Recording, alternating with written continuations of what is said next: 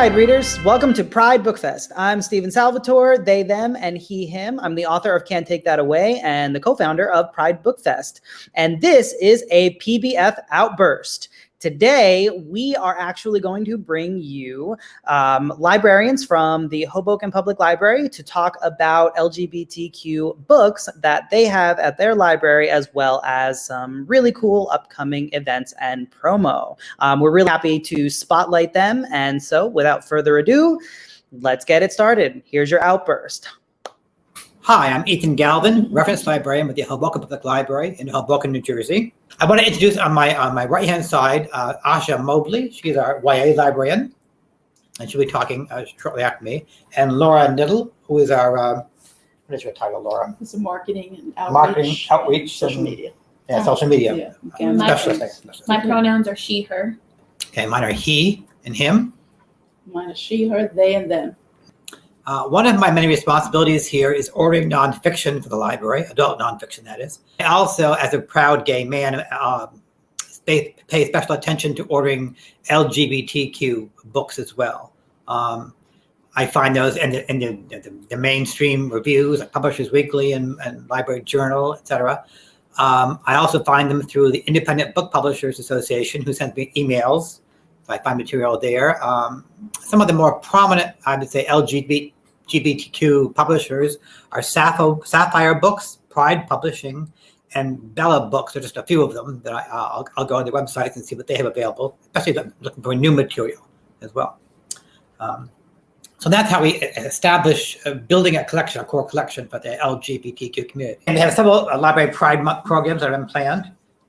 We're doing a Pride Month Mixer on June 12th. That's, what else are we doing? We have a series of art classes that call Art from Home. And those are on Wednesdays, every Wednesday. I think they've been doing that since the pandemic started, I think. Mm-hmm. And for June, the program coordinator has arranged for an LGBTQ artist or a photographer for each month, each week. They're also doing, Children's has organized a drag queen story time with Harmonica Sunbeam. We also work in tandem with the Hudson Pride Center and PFLAG organizations to bring people in as well, to make them aware of the services we have available. And I'm sure they'll be doing that for the Pride Mixer as well. We're doing it in June to attract them to the library so they can become familiar with what services we have available. I have several books to be today that I want to recommend as well. Honey Girl by Morgan Rogers. These are all fairly new, like 2020, 2021 books. Lone Stars by Justin Diebler. He is a lawyer who works for the Queens Public Library in New York City. The book Pieces by Helen Oyeyemi. I'm pronouncing that right. This is also fairly new as well. And some of these are award-winning authors as well. Let's Get Back to the Party by Zach Sala. Chasten Buttigieg. I have something to tell you. Another very popular book as well. Hello, you guys. My name is Asha Mobiley. I'm the YA teen librarian at the Hoboken Library. I'm in charge of the YA collection and our youth services programming and such like that. Do you want to introduce yourself first, or do you want me to go? Oh, you can go. You can go. Thank you. As the YA librarian, I have the pleasure of cultivating the YA collection, which I find really important to make sure that the collection has ample diversity of all types, and especially LGBTQ diversity.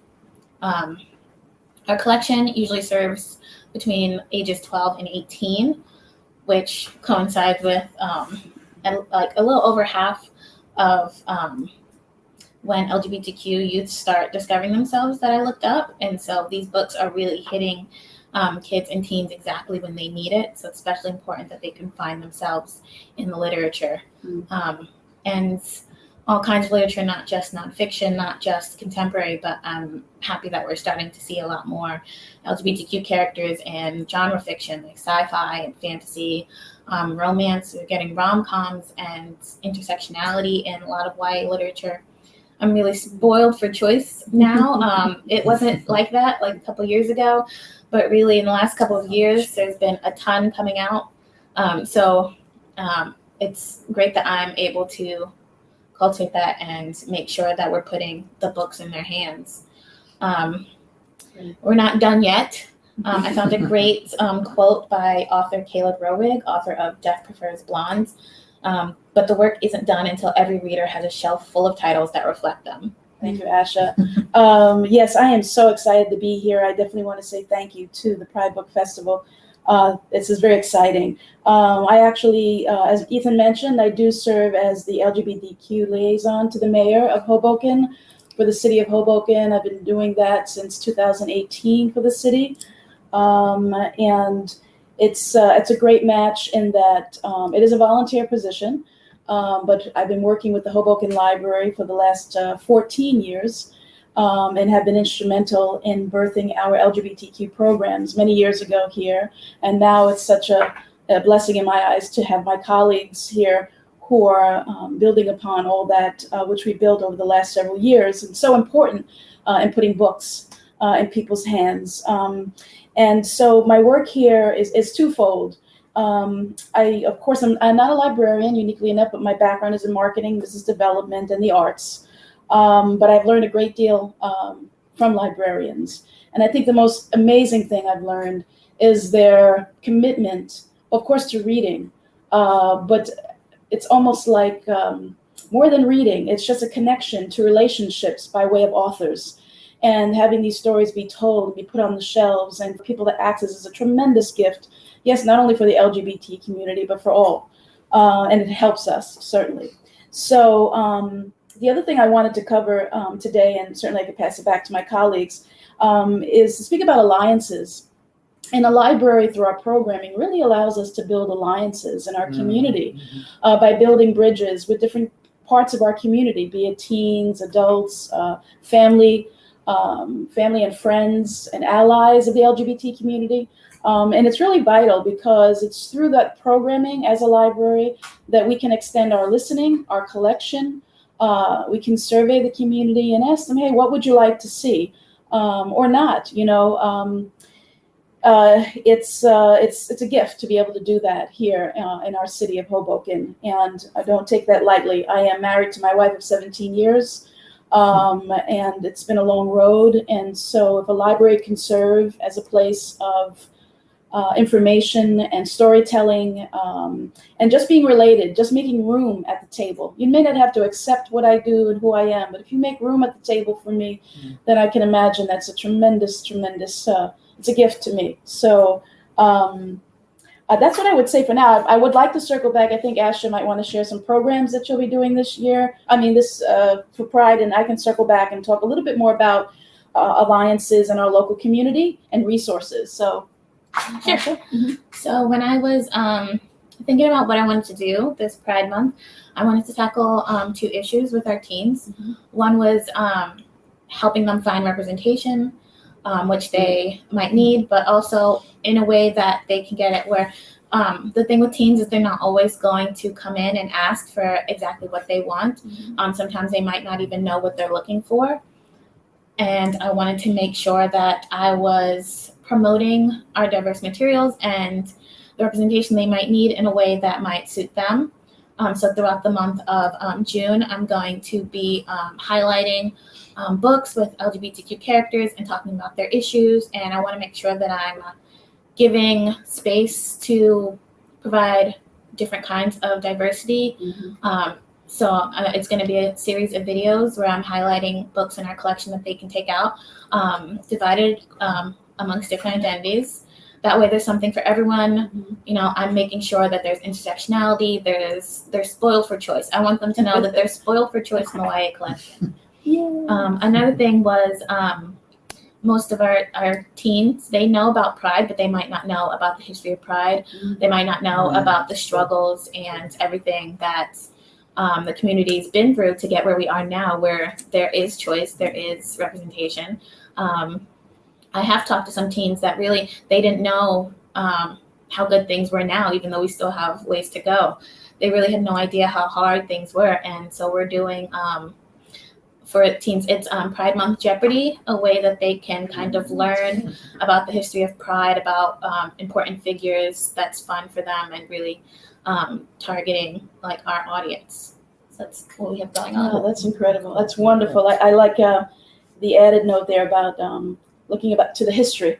Even for, I'm sure Ethan can speak for himself, but for myself, I know there have been many before me who have paved the way, and I dare say a lot of them probably spent some time in libraries to find refuge or an answer, or maybe even as a writer.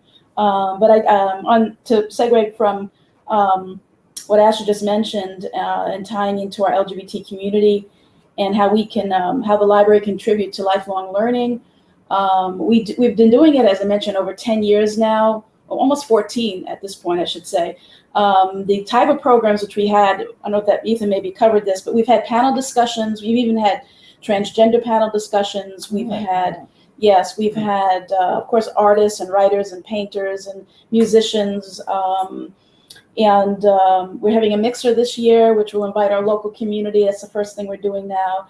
But the other thing I want to add is just so that for those who might be listening in for Hudson County, New Jersey, Hoboken, Northern New Jersey, Hudson County has about 12 cities, I believe, and we are going to be celebrating Pride in August of this year, so that we don't step on toes in June. We do acknowledge June, but as Hudson County, we're launching some things in August, so I'm sure we'll be doing some more stuff here in addition to June at the library. But I want to share with you, there's one gay and lesbian community center here in Hudson County. It's called the Hudson Pride Center. They do have a website. We'll be sure to share that in some of our feeds at the bottom. We'll share that with the Pride Book Fest group too, if you need resources listed for it. But it's called the Hudson Pride Center, and they've been around for almost, I want to say 28 years now, and they serve our local community. And they've actually done programs here at the library, and I'm sure we'll do more in the coming years. The other group I want to mention as friends and family alliances to our community is PFLAG. There is a local chapter in Jersey City. They have a very robust website. They've actually been around more than 25 years and counting, but they're friends and family, and of course gay and all those that relate in our community. Their website is chock full of resources, and they also have a long list of books that they recommend that you can either find on Amazon, at your local library, some of which we carry. And of course, if there's anything you ever would like to see us carry, if you let us know, send us an email. We'd be more than happy to take a look at that and create the collection for that. So Hudson Pride, people, and then another group, some people don't know, but the American Library Association has something called the Rainbow Roundtable, RRT, right? And it's been around since 1970 as ALA's Task Force on Gay Liberation. And it's the nation's first gay and lesbian, bisexual, transgender professional organization. People don't know that. So that's called the Rainbow Roundtable through the American Library Association. You can look up the American Library Association website and probably find more information. You can always call us. We're more than happy to help you with that. But these are extraordinary allies and organizations that are sometimes unseen and unheard, but they're making great strides to create representation and inclusion. And I'm grateful for the organizations like that. So I think that's all I have for now. There's always much more resources. If you want to come find me, I'll be more than happy to help, or use your local library. I also want to say that the libraries have come a long way, I think, in terms of supporting LGBTQ communities. When I first started out working as a librarian back in the, I think, mid-'80s, I was working for a library in Connecticut, and Pride Month came around. I wanted to organize a book display. The director at the time reluctantly agreed to let me do that, but he had to approve of every single book that I put in that display. And the board of trustees also wanted to see what I was doing and make sure there was nothing, inappropriate. I just thought, oh my God, the red tape I had to go through to organize a simple book display was incredible. This was in 87, 88. This year, when I approached Lena, our director, about organizing book displays, she's, oh, that's a wonderful idea, go for it. She was just incredibly supportive and encouraging of me, and thought we were a very strong, active gay community here in Hoboken. Yes, by all means, go ahead. And didn't ask to approve anything, to see and look at any books that I was displaying. So it's remarkable what headway we've made. I think. I just have a couple of books that I picked out. There really was a ton. These are just like a diverse collection. I thought So we have a nonfiction memoir, All Boys Aren't Blue by George M. Johnson. We have Darius the Great Deserves Better by Adib Khorram, which I thought was great, intersectionality between gay and Persian. I'm loving all the representation between different ethnicities and backgrounds we're getting now. She Drives Me Crazy, Hate to Love, Fake Dating Trope, that I think teens would really like, by Kelly Quinlan. She's speaking at the Pride Fest too, I think she's. Oh, nice. Yeah, I think she. I'm reading right now Perfect on Paper by Sophie Gonzalez, which is a rom-com. The main character is bisexual. And I think there's a love triangle. I myself love triangles, so that's why I picked this book out. In Deeper Waters by F.T. Lucan. I'm loving that we're getting romances, we're getting happy, healthy gay stories, because that's our future, I hope. And last one, Victory is Greater Than Death, which is a space opera with a ton of LGBTQ representation. That's cool. So those are just some. I wanted to get a good choice of genre and contemporary nonfiction. So those are the ones. And all these books are available at your public library. Yeah, they're all at the library. They're all available here.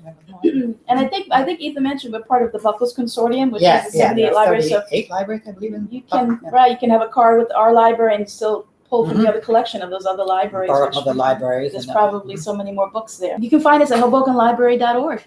There you go. Yeah, our website in there. Yes. Or come on by and say hello. Yes, please. Thank you. Check our website.